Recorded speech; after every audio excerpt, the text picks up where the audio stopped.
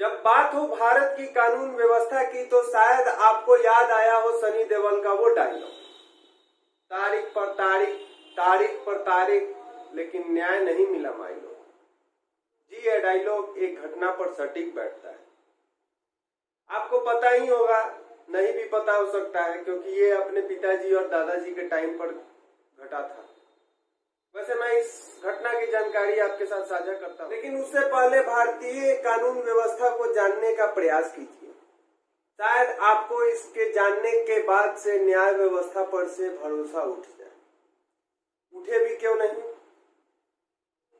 अगर घटना तत्काल घटी और निष्कर्ष के लिए सालों बाद उस घटना को खरोदा जाए तो साक्ष्य मिलना मुश्किल ही नहीं असंभव हो जाएगा। अगर साक्ष्य मिल गया तो निष्कर्ष निकालना ही उचित होगा, लेकिन ये न्याय व्यवस्था में कहा, और भारतीय न्याय व्यवस्था में ऐसा नहीं है। सजा मिलने के बावजूद भी उसकी सजा नहीं होती, उसका समय अवधि बढ़ा दिया जाता है। ये कहां से न्याय संगत है। बात से नारी नरसंहार की हो रही है, जो आज से 22 साल पहले हुई थी। आखिर किसी ने तो इस घिनौनी और जघन्य हत्या को अंजाम दिया होगा, लेकिन हाई कोर्ट के मुताबिक ये किसी ने नहीं किया। आखिर 34 आदमी की हत्या यानी पूरे एक गांव की हत्या, बहुत परिवार उस काली रात में खत्म हो गया। वो रात 18 मार्च 1999 की थी। किसी का गला काट दिया गया तो किसी का पेट फाड़ दिया गया था, तो किसी को गोली मार दी गई। आखिर ये सब किसने किया हो, चलिए घटना के बारे में विस्तार से जानते हैं।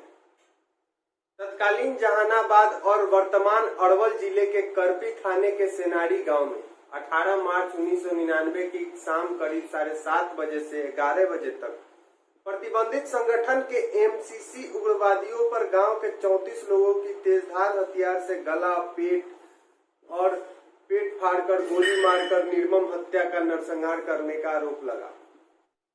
खैर, ये कहावत चर्चित है कि घटना के बाद ही खाकी दिखती है, लेकिन इस घटना को अंजाम खाकी में ही दिया गया था, जो कि मृतक अवध किशोर शर्मा की पत्नी ने चिंतावनी देवी ने घटना के कल होकर 19 मार्च 1999 के दिन बयान में दर्ज कराया। इस नरसंहार को अंजाम उग्रवादियों ने ठाकुरबाड़ी के पास बड़ी बेरहमी के साथ दी। जैसा कि मैंने पहले कहा, घटना के बाद ही खाकी दिखती है। वहां भी न्याय देने वाले खाकी यानी पुलिस को इसकी जानकारी रात के 11:40 में ही हो गई थी, लेकिन मामला दर्ज होने के बाद ही कार्रवाई की। इस मामले में लगभग 45 आरोपित थे, जिनमें से 23 को रिहा कर दिया गया था और 2 लोगों की मौत हो गई थी, और 15 अभियुक्त को एडीजे तृतीय के न्यायालय के द्वारा सजा सुनाई गई थी, जिनमें 2 की मौत हो चुकी, जबकि 5 फरार चल रहे थे। 11 को निचली अदालत ने मृत्यु दंड, जबकि 3 लोगों को उम्र कैद की सजा सुनाई थी। दूसरी तिथि एक अन्य को सजा सुनाई थी। बाद में उक्त अभियुक्त की मौत हो गई थी। अब पटना हाईकोर्ट ने शुक्रवार को निचली अदालत से दोषी ठहराए गए 15 आरोपियों को साक्ष्य के अभाव में बरी कर दिया गया है। उनके मुताबिक ये जो नरसंहार हुआ ये खुद हो गया, उसमें इन लोगों का हाथ नहीं है, और निचले अदालत का भी फैसला 17 साल बाद आया है जनाब। इस मामले में पटना हाईकोर्ट की 2 सदस्यीय खंडपीठ के न्यायमूर्ति अश्विनी कुमार सिंह और न्यायमूर्ति अरविंद श्रीवास्तव ने सेनारी नरसंहार कांड की सुनवाई के बाद फैसला दिया है। आखिर विश्वास कैसे करें इन न्यायमूर्तियों पर। ये कह के इस मामले को रफा दफा कर दिया गया कि अभियोजन पक्ष के साक्ष्य एक दूसरे से मेल नहीं खाते, वहीं आरोपियों की पहचान की प्रक्रिया सही नहीं है। अनुसंधानकर्ता पुलिस ने पहचान की प्रक्रिया नहीं की है। गवाहों ने आरोपियों की पहचान कोर्ट में की है, जो पुख्ता साक्ष्य की गिनती में नहीं है। आखिर कैसे कोई अपने न्याय के लिए गुहार लगाएगा?